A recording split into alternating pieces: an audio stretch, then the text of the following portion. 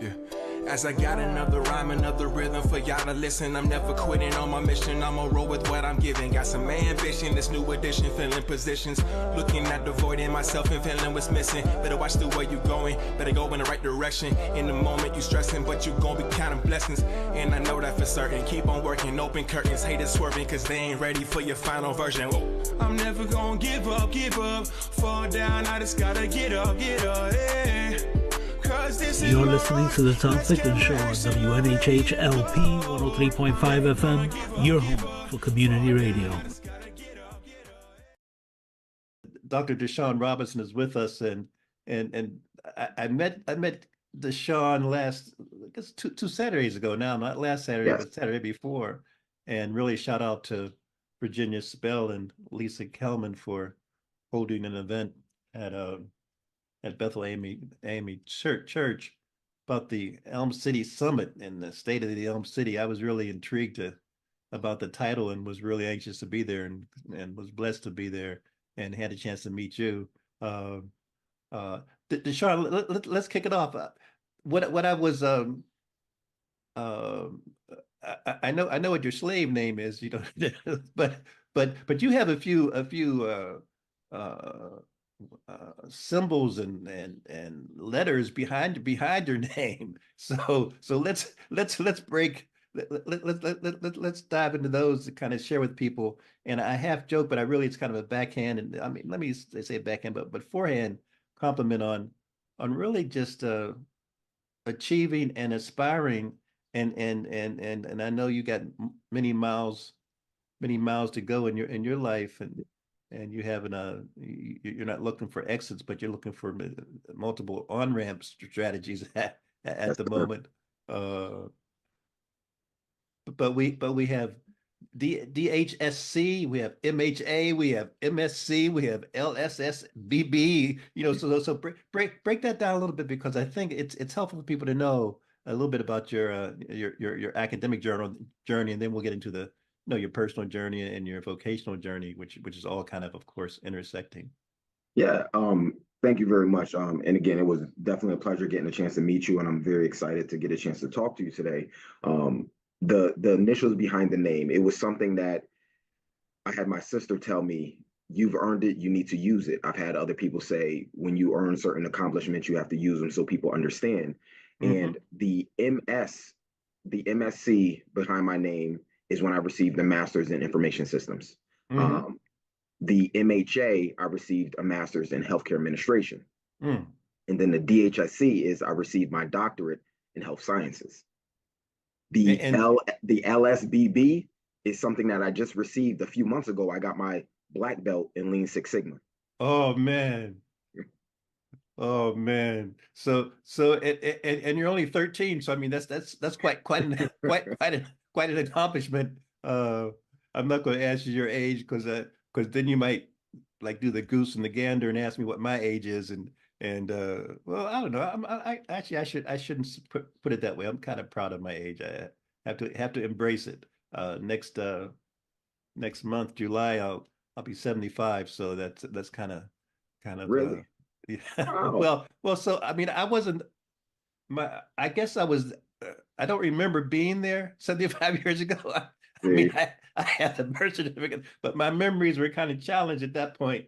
But I have a birth certificate, and so it might have been a case of identity theft. I mean, everything's kind of conspiratorial. But no, I mean, when you say it that way, I know. I have a friend of mine who said, and I'm not really a birthday person. Don't really celebrate that much, but she said every year that you've been alive, especially as a Black man, you should be proud of. So when you say those things, I say really because you don't look your age. That's where I say really from, not because of any other surprise, but you kind of strike me as somebody late 50s, So that's why when you said it, I go, oh, interesting, but very, very well accomplishment, you should say.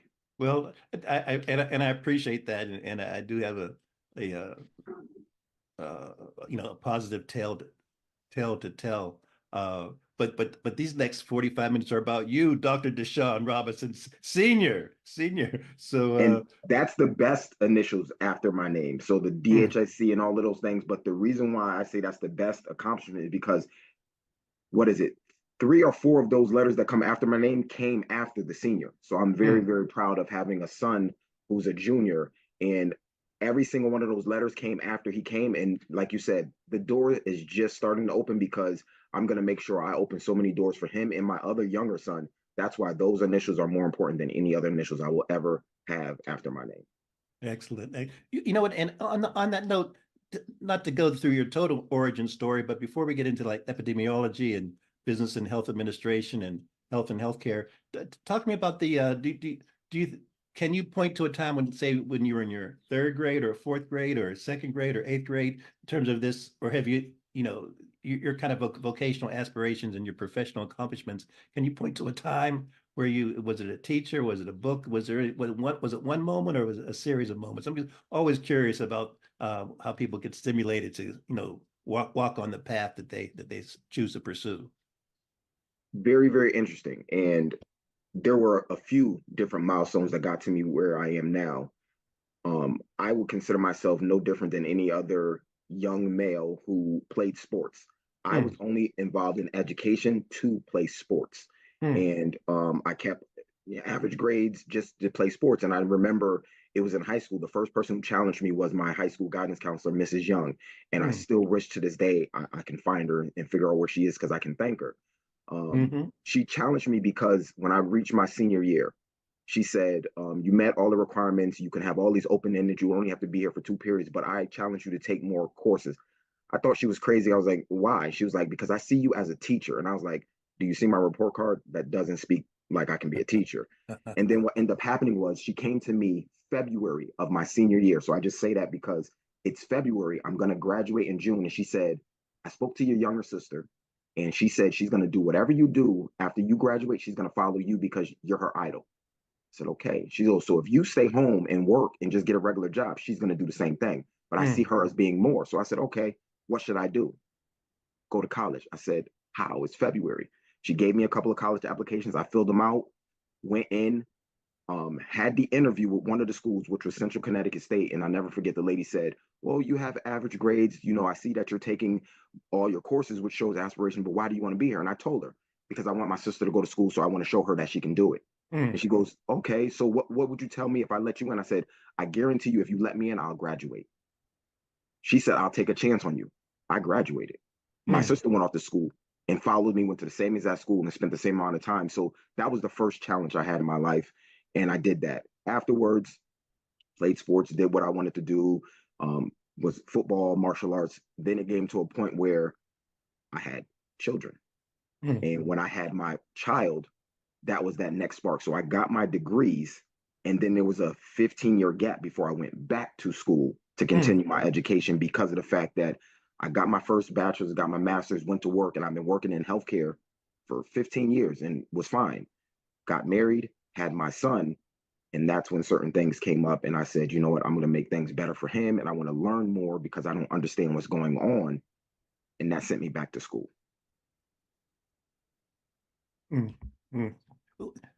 And did you you referenced high school? Is that here in Connecticut? Yes, I was born and raised in Norwalk, Connecticut.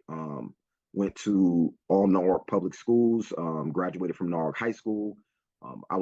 I'll mention this community center, the George Washington Carver Foundation in Norwalk. So if anybody on your shows ever listen, if you ever heard of it, I grew up in that community center since I was 4 years old, under the tutelage of Mr. Richard Fuller. He was there when I graduated high school. I have a picture of when I graduated high school. He was there at my college graduation. He passed away a few years ago, but this was one of those gentlemen who actually was there, who was in the community, who made a difference. And, I thank him for a lot of what happened.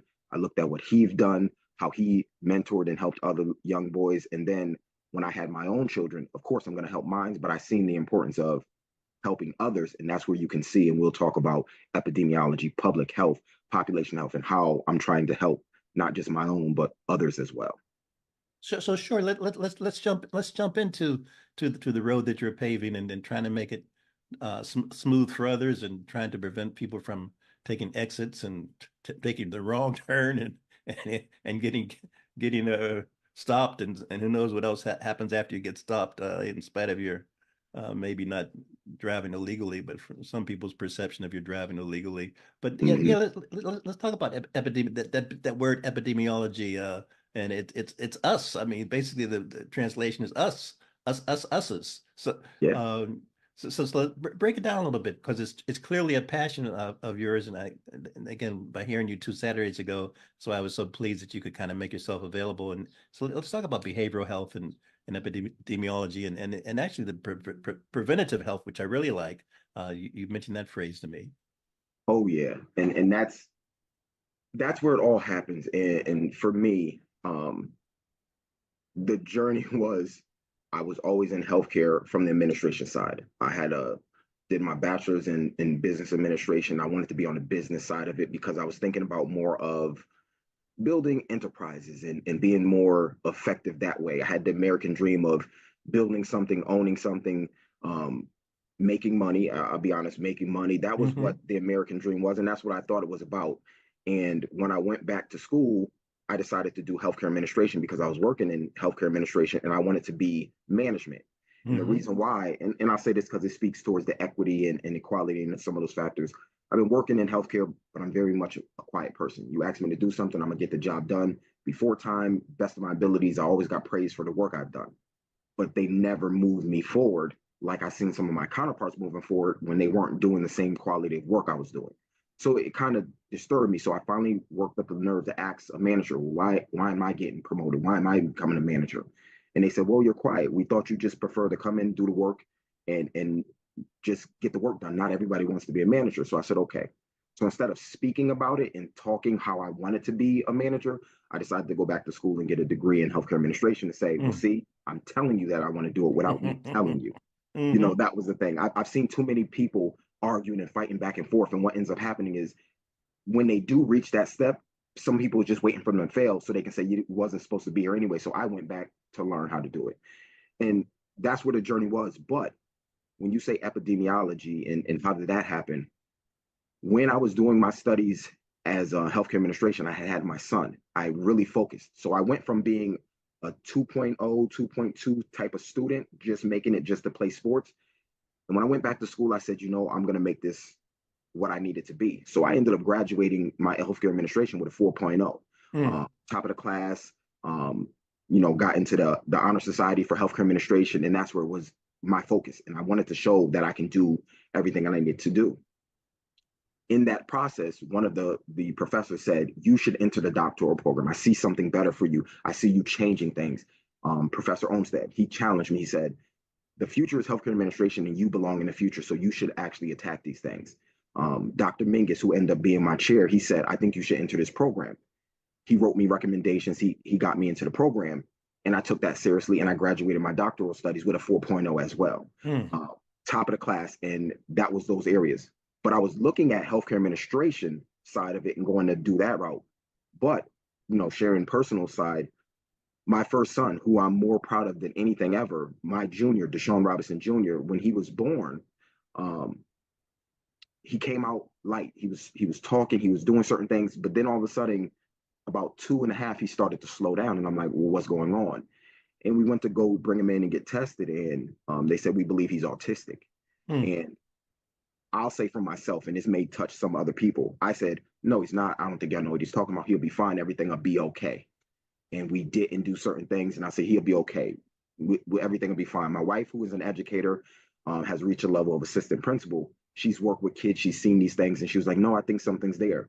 And then finally, when I started to look into what autism was, I started to look into my son and see he had the symptoms. And it made me feel bad because I said, I disregarded them because I didn't have any knowledge on these subjects. But this was right around the time I started my doctoral studies. So I shift my focus from IT and technology and business administration to now public health and population health. And that's how that focus got started, because epidemiology is all about looking at those determinants, that trying to identify what's wrong and finding out what is the determinants and the distribution of those determinants across population. So it's not just about one simple thing, but it's, okay, what is affecting autism for young males, young females, African Americans, European Americans. So you're looking at a different spectrum and you're trying to understand the disease as a whole and how it spreads. So then you can understand how to effectively create solutions to improve them. And that's what my whole focus has been about. And again, for the doctoral program, that was at the, correct me if I'm wrong, at the University of New Haven? Yes, yes. They have a Doctor of Health Science program where it's more of an applied study and you're doing healthcare leadership or educational leadership. And I was able to be a part of that first cohort and join that program. And like I said, I'm actually proud that I was able to graduate top of the class 4.0, did my studies and still continuing the studies that I've done. So very, very proud of that. Excellent, excellent. So where do we go from here in terms of DaShawn Robinson? I know you're involved with Evolve Back. Perhaps let's talk about that a little bit. It's and the Claire Robinson Foundation. But give people a feel for how, because we hear this term Renaissance person, and you certainly are a Renaissance person. But where are your buckets of strategy implementation? How do you kind of spend your days, and how's the community benefit from DaShawn Robinson being on the planet, senior being on the planet? That's the $1 million question. I'm trying to limit myself from doing as much as my mind wants to do. So I have always said I would rather be somebody who knows a little bit about everything than knowing everything about one subject, because I want to always be able to be in the conversation and know. Knowledge has become very, very important for me. And where it's taken me to, you can see, I'll start with the Claire M. Robinson Foundation, which is become a staple. Again, my grandmother, Clara May Robinson, raised me from a young boy. My mother passed away when I was very, very young. She took me in, me and my sister, and she raised us. We grew up just like anybody else. And then she's always complained about certain illnesses and certain factors and complained for a long time. And then finally, it was around 2014 or so, she found out that she had breast cancer. After complaining for so many years, what did we do? And I remembered when we were there, me and my sister said, oh, ain't nothing wrong with her. She just complained. She wants sympathy, whatever. Same thing I did with my son when he was born. Oh, nothing's wrong. He'll be okay. That really sticks with me because it was like you're ignoring those factors. And when she passed away in July of 2017, it wasn't until October we said, we should do something in her honor to honor her, because, the one thing that she did that still drives me crazy to this day is this woman opened her doors to anybody. I lived with so many strangers in my home. She would open her door. Anybody in the streets that needed help, she would help them. Food, take them in. We had people live with. So I looked at how she lived her life. And then I said, we should do something to honor her. But it was already in the middle of the month. I said, well, let's wait till next year and we'll do it. Again, big thinker, that event to honor her turned into a foundation. And the foundation started off with, I wanted to do stuff to break awareness and early detection for breast cancer for people at high risk, because she might have had it longer, but when they said they found it was too late to do anything, they just made her comfortable. She lived for another couple of years and she passed away of the disease. So that's what the foundation focused on. And it started in 2018, but 2020, the pandemic shut us down just like it did for everybody else. We weren't able to do much. And in those time periods, I went back to school and I got my doctorate degree. So the foundation now is still about early detection, identification, early detection and awareness around not just breast cancer, but all types of health issues. And that's where the epidemiology came in, because I brought those studies into the foundation. So we're still doing breast cancer awareness. We have 2 research studies going on about breast cancer at the moment. We're trying to bring awareness around it. We've also added in other elements because I realized there's other health factors that can go into it. So I'm taking that knowledge that I've learned, bringing it to the foundation, and that's what we're growing. But then Evolve Back is a organization that I created a long time ago as an entrepreneur. I've always been trying to build different things. I've owned different areas. And Evolve Back is looking at now focusing on healthcare. How do we partner with healthcare organizations and use my knowledge that I've obtained in business administration, business consulting, as well as healthcare improvement, which is my Lean Six Sigma background? And how do we actually effectively work with these small healthcare organizations and improve their efficiencies, their operations, their processes, their performances, to make them better, so we can then effectively make the healthcare system better and effectively help drive down those costs, make more people able to get healthcare, So there's a big connection and correlation with a lot of the stuff that we're doing.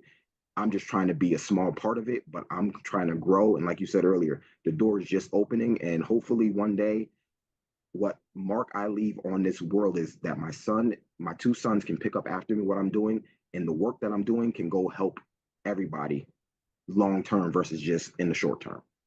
I want to go back to the research in a second that you mentioned, but if the in terms of client development, if someone's listening to this show and wants to a business or an organization that wants to really not take advantage, but just expand their horizons of being connected with you. Well, so in terms of your customer base or client base, what are some of your clients that you're seeking or customers that you're seeking? What in terms of the business development for your not your empire? Sometimes it has a negative connotation, but My passion. but for your passion and legacy.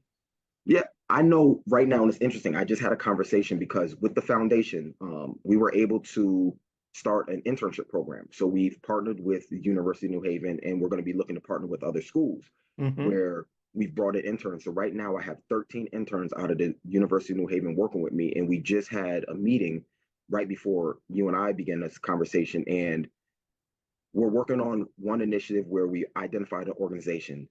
Organization is right here out of New Haven. They're looking at trying to make health better for obesity in the community, and they're looking at using healthy foods and how to get more healthy foods in there. They're working with local farmers.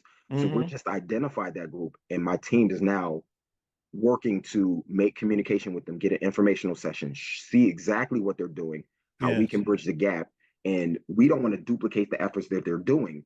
So we finding people who are doing the things that we want to do, figure out where we can add in the missing pieces, and then we work together. So Wholesome Foods was one of the organizations. We're trying to work with local farmers markets. We're trying to work with gyms and exercise areas where we can effectively get certain things to combat obesity.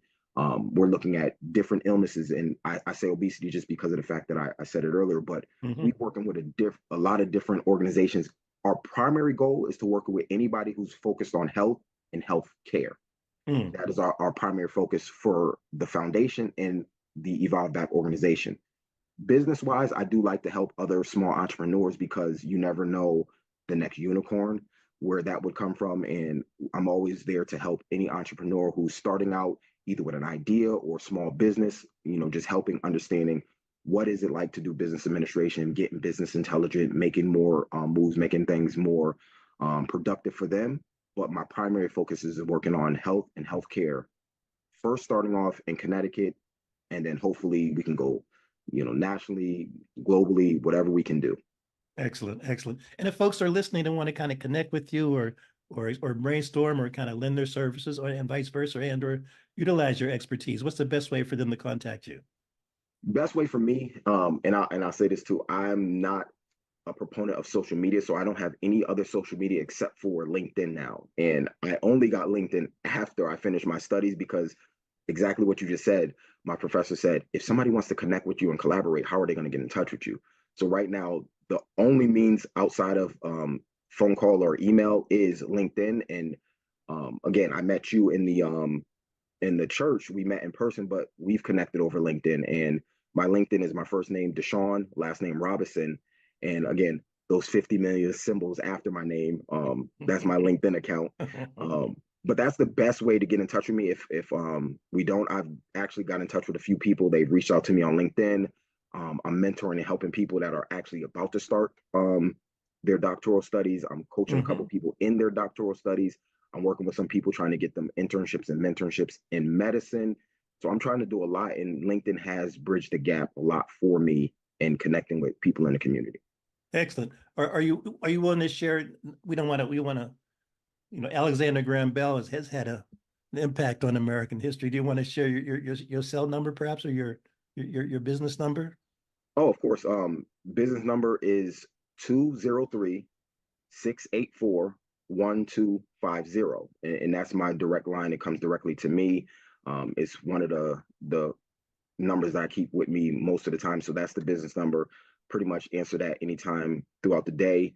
Most likely 8 a.m. to about 5 or 6 p.m. That's the number that I can be reached at. Perfect.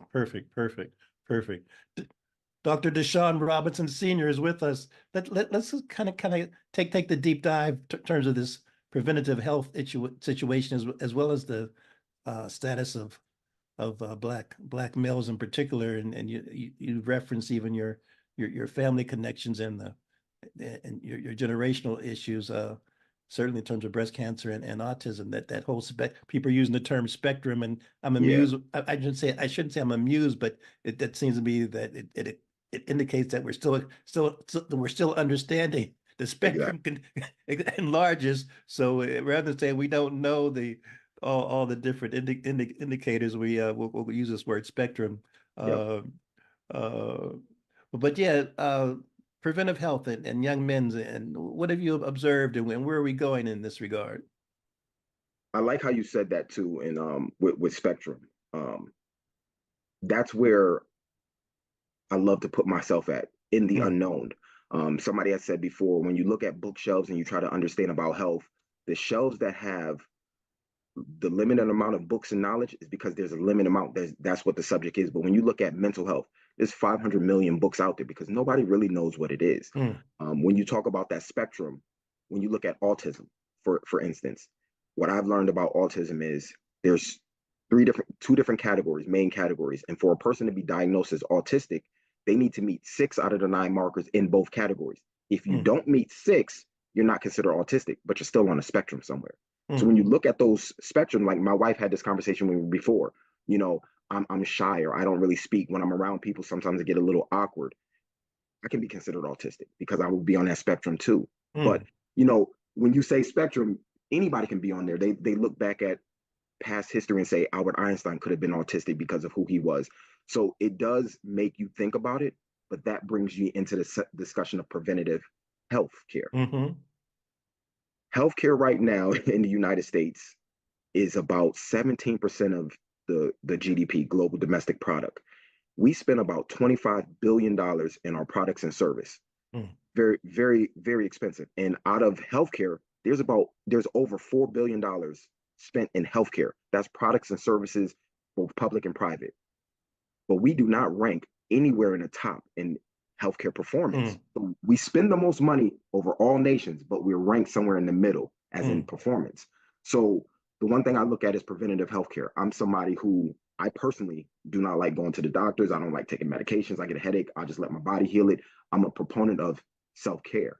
So when you think about preventative healthcare, it's how do you effectively get involved in your own healthcare to understand what's going on, to know if you need to go in to see somebody, and if you do go in to see somebody, understand what they're telling you and not just take somebody's word and do what they're saying. So that's not saying there's no need for medicine. It's just saying you need to be more active in your own healthcare. And for somebody like myself, I never used to go to the doctor. I feel fine, nothing's wrong here, everything's fine.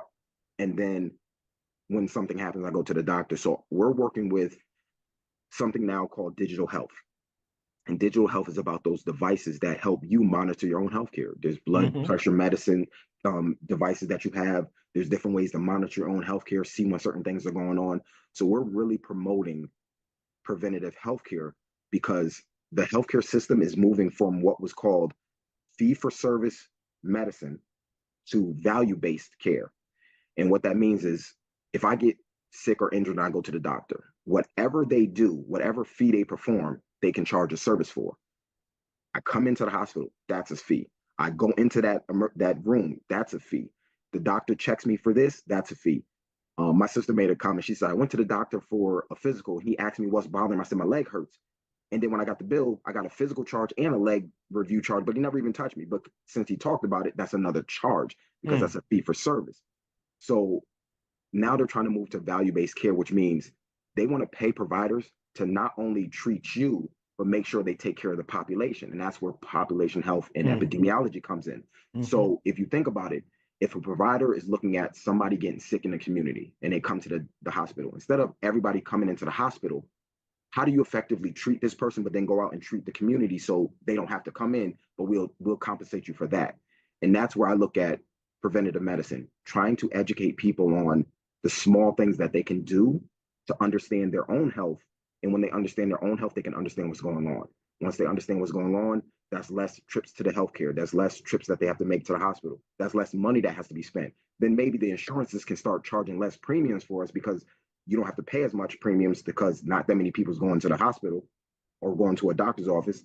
But then maybe they can open up more services because now you spend so much money for insurance, but then insurance dictates how much they're going to pay.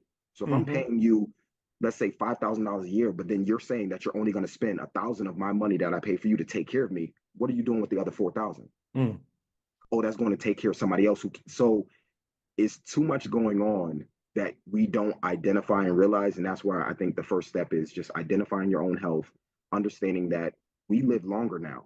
Before there was a life expectancy at one time of 30 years, then it went to 40 years, 50. Now we're living almost 80 years, but around 40, 50 is when your body starts to break down. Do you want to live longer but unhealthy? So that's where, you know, I like the preventative healthcare. I like looking at those measures. How do you identify, like, first of all, how do you prevent illnesses? How do you prevent these things coming? That's number one. But if you cannot prevent them, you need to identify them early, be able to diagnose it, not self-diagnose, but identify something's not right. Go to the doctor, get diagnosed, and then effectively treat it so that these problems don't linger and cause other problems. And that's what I like to look at. And I see the smile on your face. And you referenced, and correct me if I'm wrong, about your martial arts involvement. Correct? Yes. So how does that kind of does that integrate or relate or align with preventative health and body, mind, spirit kind of cultivation? Yep. The one thing is, somebody asks, what does it mean to be healthy? We have a bunch of different definitions, but the ultimate term of being healthy is being completely comfortable and happy with your health. But what are the factors of health? Mental health, physical health, social health, environmental health, spiritual health. They are all factors that accumulate. I can be completely mentally healthy, but my body's not working, so I'm not healthy. I can be healthy spiritually, but not healthy mentally. So when you align all of these factors, and for me, my passions outside of is sports. Martial arts is one of the things that I've loved since I was a child. Wasn't really able to get into it because of monetary factors when I was younger. So once I got a little older and was able to do it on my own, I was able to get into martial arts. I've been a boxer, Golden Glove boxer, fought in Golden Gloves, carry a Golden Gloves title, did karate, did taekwondo, did kickboxing, Muay Thai, wrestling, judo, jiu-jitsu, done all of them, did mixed martial arts, competed. But all of that was just the sport of it. But what happens is it helps you get mentally right. And I think the first step of being healthy is having your mental health correct. So that's why I want to focus on mental health, because like I said, there's thousands of books on there, but there's no real answers. So I want to see if I can get in, provide some type of experience and knowledge into that realm of mental health. But if your mental health is healthy, you'll understand that you need to get your physical health healthy. You'll understand to get your spiritual health in line. You'll understand to get your environmental health in line. You'll understand all these other factors if your mind is correct. So that's where martial arts has done something for me, learning how to meditate, learning how to understand how to control my own actions. I used to be an angry kid. I was short, always got picked on, ready to fight at the drop of the dime because I had the Napoleon complex. But once I got into martial arts, like road rage went away. Somebody bump into you the wrong way, you looking ready. That went away because I'm in a gym. I'm training with people who are equal as me, less than me, higher than me. Some days I win a match, sometimes I lose a match, but I don't need to have that focus and aggression outside of it because I'm balanced inside. And that's what martial arts have done to me. I've been in martial arts, and as you say that, I started training my sons who are 9 and 7. I've been training them with martial arts. I just took them to a studio. They may go in, do martial arts, so now they can be involved with other children, not just their dad showing them some things. But martial arts is one of those areas. Let's say you're not physically into the martial arts, meditation, any type of thing that can get you to calm down, relax, understand your mind, your thoughts, your emotions, because that's what all is about. Your thoughts affect your emotions affect your behaviors. And that's what I believe in. So say that again, not the last 5 minutes, but just that phrase right, that nugget, say that nugget right again. If everybody looks at it, your thoughts affect your emotions and your emotions affect your behaviors. So what you think determines how you're going to feel, and how you feel determines how you're going to behave. And that's why I'd say it all starts with mental health. If I'm a drinker or a smoker, that's a behavior. But how am I feeling? Why do I feel like I need to drink? Well, what am I thinking that makes me feel that way? And that's why I use that analogy. Oh, for sure. Absolutely. I've been involved with some groups that are really concerned with this, the Food and Drug Administration proposal in terms of menthol ban. And again, the Biden administration not accepting those regulations. And it's really these poison sticks that the government allows people to sell. But again, but if you consider that we've been targeted to kind of and brainwashed to buy these products, it's really fascinating. Insert some of what you said, Dr. Robinson, in terms of the political environment at the moment, the crisis in Sudan and Middle East and Haiti, and not to mention these so-called presidential debates that will take place. I hate the term presidential debates. I prefer it should be a national discussion, not a boxing match in terms of two people against one another, but really a full-fledged these presidential debates do not offer up a national discourse. But how do you talk to me about your perspective on how people, because so many people in my mind are tuning out, understandably so, in terms of the chaos that they perceive in society at the moment. Just wonder what your thoughts were about that. How to remain healthy and whole in spite of wars raging all around you. For me, that's very, very interesting that you mentioned, because I'm one of those people who look at politics and how things are going in a different route. You look at some of the wars and some of the things that are going on in other countries, and I always used to wonder, why do other nations get involved? And for me, it always boiled down to economics, finances, money. You don't do certain things because you don't want to dry up your support and getting oil over here or being able to sell things over here. You want to support this country and give money over here. So it's always been a sticking point for me with those things. But I also look at the challenges that other people face there are certain challenges that we face here that we may not see and understand. A certain war where, and I hope I don't offend anybody in saying this, but a certain war where people are actually, you see bombs being dropped and people are dying and losing their lives. That's actually horrible. It's one of those things that shouldn't happen. But then for me, how I look at it, and I'll just take it back, why is it happening? What's the cause? Is there something underlining that somebody's trying to do to overtake somebody else? Is somebody fighting for their freedoms that they're trying to do? What are they trying to do? Why are they fighting? What's the reason? Because when you look here, we're fighting a battle as well. Like you say, with these presidential debates, we have Biden, we have Trump, we have other different parties. Why are there debates? Why are there boxing matches? Why aren't people looking at the actual facts of what makes us better? When you look at those factors, you also got to see, and I just seen something that they say, when you're in a presidential debate, presidential candidates say what they want to do. Whether they can do it or not, they'll say what they want to do to attract people, to bring people in.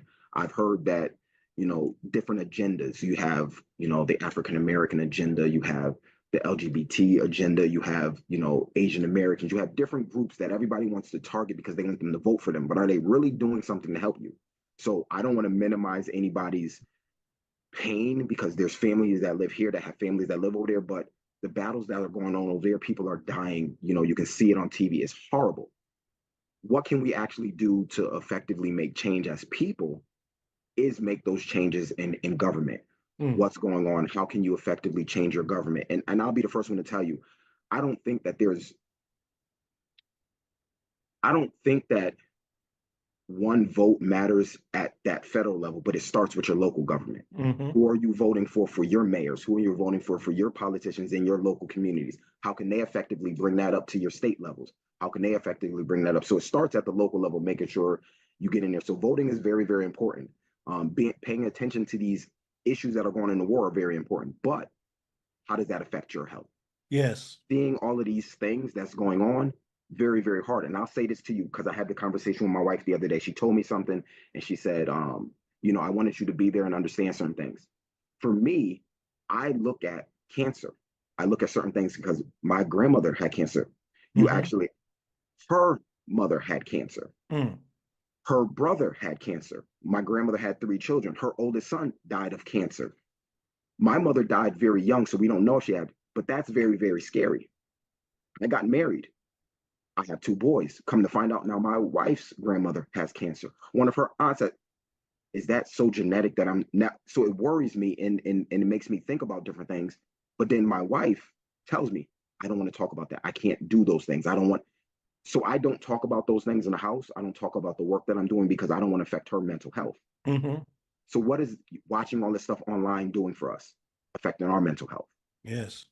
And it makes you think about yourself. It makes you think about other things. I know there's people that say, look at these wars that's going on out there. And then when the United States gave money and aid to relieve them, I've heard people say, well, what are you doing to help these people in the United States? You're giving them money over there to help them, but what are you doing to help us? And we got to think about those things. It's very important to help other people, other countries. You don't want people to have certain things happen. I don't know if there's certain resources that are there that if another nation takes over, they're going to charge us more to use those resources. So we're fighting to keep our political and economic balance, or do you really care about the people and you want to help them? Mm. Don't really know. I'm not a politician. I don't think I ever will be a politician because I can't. I've watched debates. It's just arguing. It's just a bunch of people yelling and arguing and screaming. And I don't really like politics, but I think it's very important that we understand what's going on to understand how we can effectively first help our own families and then help our communities and then see what we can do outside of that. Indeed, indeed. And even on that note, let's circle back to, you referenced about 10 or 15 minutes ago, the internships and working with the young people. Expound upon that a little bit, because it seems to me that it's their world. Yeah. And we hopefully we won't destroy it totally, although we're just destroying it incrementally at the moment. Expound a little bit about that, because that's really exciting. And I'm particularly interested in how you've been able to kind of work with the school systems, because again, folks will talk about systemic racism, et cetera. But we have these words that are one thing, but also gets working with people, that's another thing. And that might be more important. So to share a little bit more, unpack that a little bit more about the internship. I'm really interested in that. I will say that has become very, very interesting to me. I didn't do internships when I was in school. I just did the capstone. I did the studies that way, didn't do the internships. But when I finished up my studies, here's what happens when you reach that level. You finish up your studies. I did my personal doctoral work on ADHD and neurodevelopmental disorders. Mm-hmm. When I went to school, I did my areas there. I went into the public school system, did all my studies, did all my research. And when I finished, I defended my thesis. And in that defense, there was a couple of professors. It touched a couple of them because one professor had a child that was ADHD. Another professor had another child that was dealing with ADHD. So she invited me to a class to present my thing. So now I go around and do guest lectures on my work. Mm-hmm. In that class, it touched somebody and they said, I'm graduating this December and I would love to work with you. I'm interested in mental health and I want to work with you. Mm. And again, as you know, when I said I want to create an event for my grandmother, it turned into a foundation. I said, oh, well, sure. Well, you can help me. And as postdoc, you can help research assistants. But I turned that one young lady working with me to talking to the school about bringing in other interns to work with me. Mm. And they definitely took on the option. And one of my classmates was working there. She connected me with the correct people.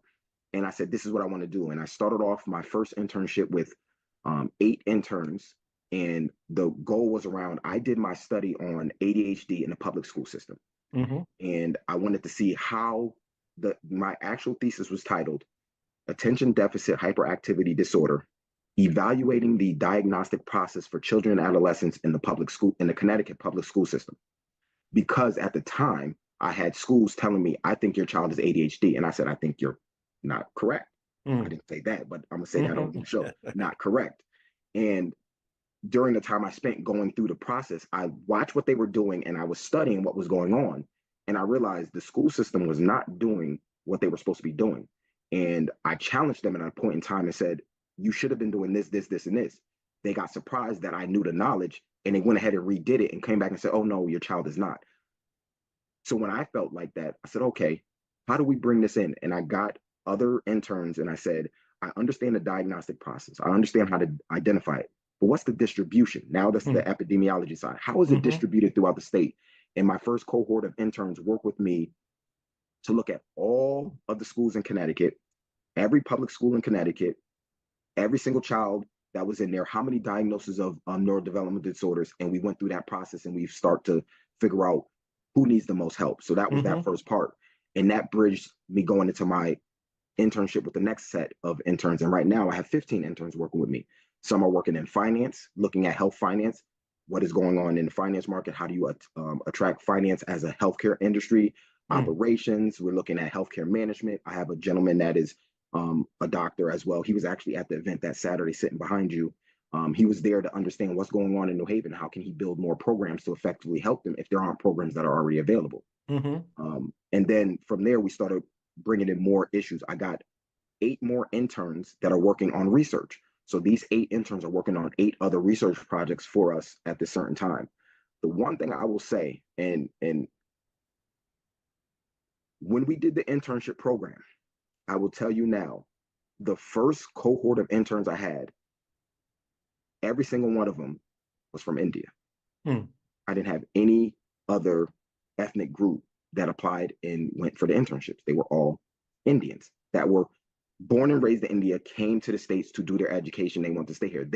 And I had about 30 people that, I had about 10 people that applied for the internships, and only 8 of them got the internship, but they were all Indians. The second cohort I did, word of mouth spread, because those people talked about it throughout the cohorts. And I had 40 people apply for the second internship, and I took 15 of them. And out of those 40, there was about 35 that were Indians. There were about 3 that were from Africa, and 2 that was from, other countries. Still, no Americans, no Black Americans, but it was all the international students that were the ones that were jumping on these internships. I haven't had any, Americans jumping on them, but it was mostly the international students. So that was very, very interesting with me.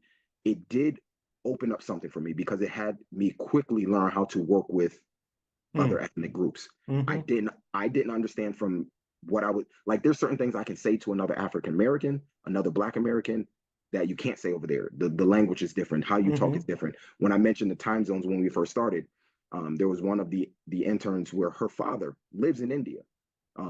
He's contacted me. We've been on the phone talking. It's been night to him, day for me. We've been on the phone. We were talking. It's been sometimes midnight that I'm on a call. He's 8 o'clock in the morning in his office. We're talking, but I'm starting to understand that country and different things. So it's been very, very important. I want to continue working with interns, not just for the fact of having interns work with your organization, but it's become an educational aspect for me because you said these are the people that are going to lead our future. And each of the interns I work with are healthcare professionals or medical doctors in their own right, and they're trying to learn different aspects as well. And it's been very rewarding to teach them, but also learn from them as well. And anytime I speak to one of them, I have the most doctors that I've worked with are pharmacists. And when we're talking about health and all these things, I'm talking to them about, well, how do these medications affect people? How do these different things, should this be the medication they're taking? They're like, well, not really. I wouldn't prescribe that. I wouldn't prescribe these things. But why? So then you have to look at, one of the studies we're doing is looking at medication. Why are certain medications being prescribed over other ones? Is it because of financial reasons? Are there certain things that are going to, benefit the different industries versus the patient? So I found the internship program to be very, very rewarding. So far, I've worked with the University of New Haven, but I'm looking at working with Southern. I want to work with Quinnipiac. I want to work with other schools. I want to work with interns that are not necessarily in a college program, because I found that to be very, very rewarding. That not everybody goes to college, but that doesn't mean you can't be an entrepreneur. You can't invent something. You can't create something. You can't add to society without going to college. So I want to bridge a gap for those who get out of high school that only want to do certain things. And that's why I've been working with mostly family members. They're still young, bringing them in. I got a 9-year-old and a 7-year-old. I put them to work. Hey, open up this Excel. I want you to input this data for me. I want you to, so, I try to make sure that everything is going. And if you remember me saying earlier, my guidance counselor at high school said, oh, you'll be a teacher. And I thought she was crazy, but I've been teaching since I've left the college. I've always been teaching. I've worked in healthcare as a instructional designer, a trainer, instructor. I've been now moving more towards doing some guest lectures, maybe might becoming an adjunct professor if the opportunity arises. So if any college is looking and they see something, that's what I'm looking to do. Excellent. We have about 10 more minutes, so as the spirit moves, kind of jump in what might be on your mind. I was curious, take me back a little bit to the attention deficit disorder situation. Is that concluded, or are you still in consultation with some of the school system? What were your results, or the evidence that you uncovered? Are we moving in the right direction in terms of this issue, or is it still kind of a burning area of discrimination? It's everything that you just said. And the one thing I don't know is what outweighs the other. But I can definitely tell you, I'm still in the process of publishing my thesis. So I'll definitely share as much as I can. What I did know and learn is, and I'll speak on ADHD because that's exactly what I did. But when I started my studies, I wanted to look at neurodevelopmental disorders because one, my oldest son is medically diagnosed as autistic. And there's a lot of factors that played into the reason why. And that's where epidemiology came in. He didn't have to be, but because I didn't understand and she didn't understand, he ended up becoming autistic because of what we would say. I'm working with somebody that's looking at race-based medicine. Because certain medical providers advised us to do one thing, it didn't work out that way. And now we see that he's the way he is. But that made me understand, okay, I didn't want this to happen with my second son, changed it, and it didn't. So when we looked at the school system, I knew my oldest son was autistic. This kid is smarter than anything, whatever. He's just socially awkward. It's just the social thing for him. But then with the younger one, they were trying to label him by association. Just because his brother is, that means you think he is. It didn't work that way. So I was able to look into those factors. I went into the school system, and the key things that I found out was, one, when the school system diagnosed a child as for anything, it's not medical, it's educational. And what that means is, if I take my child to school and they evaluate him and test him, and the school psychologist tests him and says, I think he's autistic, that means you think there's autistic symptoms that is affecting his education. That doesn't mean he is medically diagnosed clinically as autistic. And that was the first thing I noticed. And the second thing I noticed is that the parents have the ultimate authority. And there's a lot of parents who don't understand that. When a person comes to you and say, I think your child is this, you have the right to challenge them. You have the right to say, I don't think so. You have the right to say, run tests. They have to do those things. They have to show you those tests. And then they have to explain how they came to those answers. And that's why I felt so good that I was able to learn these things, go in, they explained the test, gave me the results. And then when I said, why didn't you do these 3 tests? They didn't have an answer. When I said, can you run these 3 tests? They did. And when the results came back, they explained them to me. And I said, what do they mean? They couldn't explain them. And I said, the reason why you can't explain them is because this is the reason. And then they sat there and they go, okay. So me being that parent, I was like, okay, I understood what was going on. So that was one side of that spectrum. Being a parent going in without being a medical professional is hard. How do you understand? How do you know? If the school system tells you this and they tell you are, how many children are being raised saying, I'm autistic or I have ADHD? When really, I found out that there's about 11% of children in the United States diagnosed as ADHD. But there's also about, out of those 11%, 20 to 30% that have been misdiagnosed. And one of the things I found out in my study by interviewing somebody is 2 things. One, there was a gentleman who works in healthcare. His daughter was diagnosed when she was in elementary school as being depressed. And they put her on depression, antidepressant medication. She didn't get any better. By the time she got to high school, she went to go see a clinical provider and they diagnosed her as being ADHD, changed her medication, and her whole atmosphere changed. And she was able to go off to college and graduate with honors. But when she had a misdiagnosis, mismedication, it didn't really effectively work for her. I had another person who misdiagnosed another child. So when you look at that factor, that doesn't mean that the school system is incompetent of doing these things. It just means that they're not trained. And that means a clinical psychologist gets different training and they use different tools to diagnose a child with a mental disorder. The school system looks at the symptoms of those disorders and says how it effectively affects the child's education. And their whole purpose is trying to say, how do we minimize these symptoms so you can effectively learn in school? But it's not saying, how do we understand your symptoms? How do we treat your symptoms so you can overcome them? And that's why I said, okay, I learned that through my doctoral studies. I learned that in the process. And you ask, is it done? Not by far. I know what they do to identify a child. I know what they do to diagnose a child. But now we just understand how big that scope is in the state of Connecticut. And now we're trying to effectively understand, okay, well, now if you understand a child, what are you doing to treat them? Not treat the educational, but what are you doing to treat them? What are the treatments that you're doing in school? And a lot of them are saying that there's nothing they can do. The one thing I found out is going to my children's parent teacher meetings and different things like that. There's a lot of children running around school undiagnosed. I hear the teachers are saying, well, it's hard, your son is being distracted in school because this child is doing this child is doing that. And every time they're saying something to me, I'm like, well, why isn't this child evaluated? Oh, because, the school doesn't want to and the parent doesn't want us to, so there's nothing we can do. So the school system had their hands tied, and we're looking at, there's something called school-based health centers. I'm not sure if you've ever heard of them. Yes.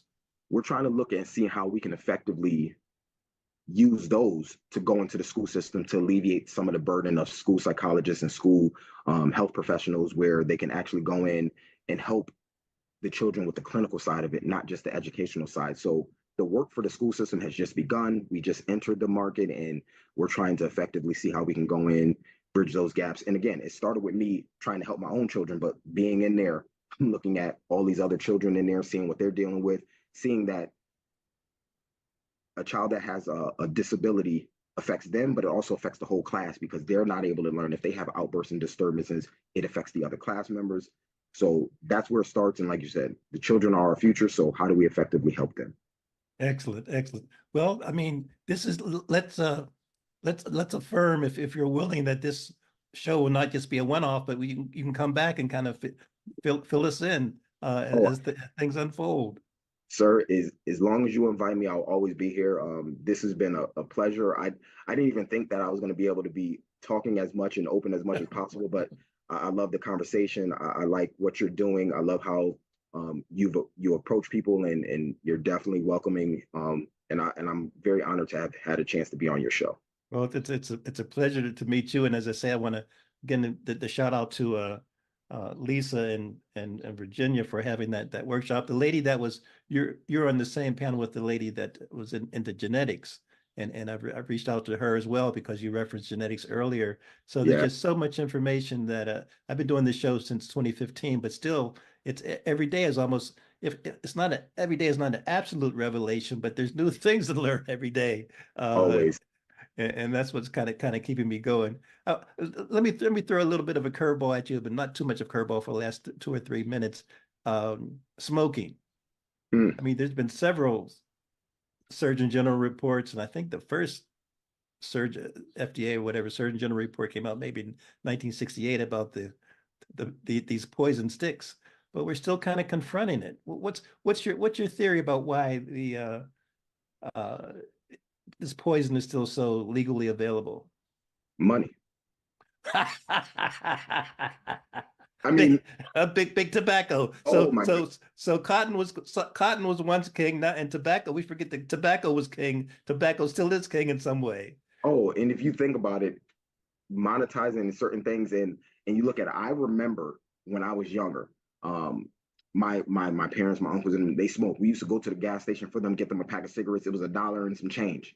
That was about $20 for a pack of cigarettes. I personally has not ever smoked in my life. I haven't, whatever. But if you think about all of the risk factors that can have us live unhealthy lives, why are they allowed to be there? Because money.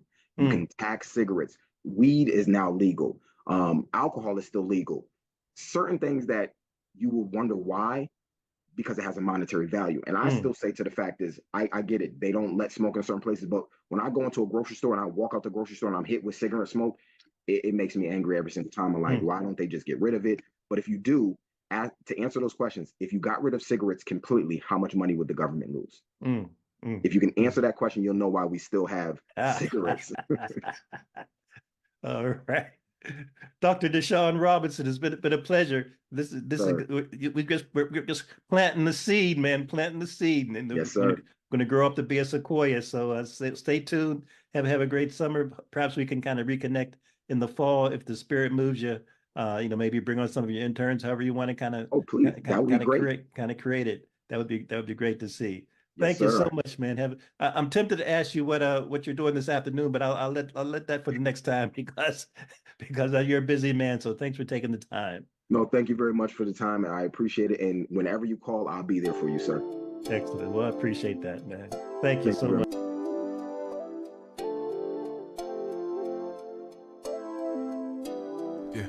As I got another rhyme, another rhythm for y'all to listen. I'm never quitting on my mission. I'ma roll with what I'm giving. Got some ambition, this new edition, filling positions. Looking at the void in myself and feeling what's missing. Better watch the way you going, better go in the right direction. In the moment you stressing, but you gon' be counting blessings. And I know that for certain. Keep on working, open curtains, haters swerving, cause they ain't ready for your final version. Whoa. I'm never gonna give up. Fall down, I just gotta get up, yeah. You're listening to the Tom Ficklin Show on WNHH LP 103.5 FM, your home for community radio.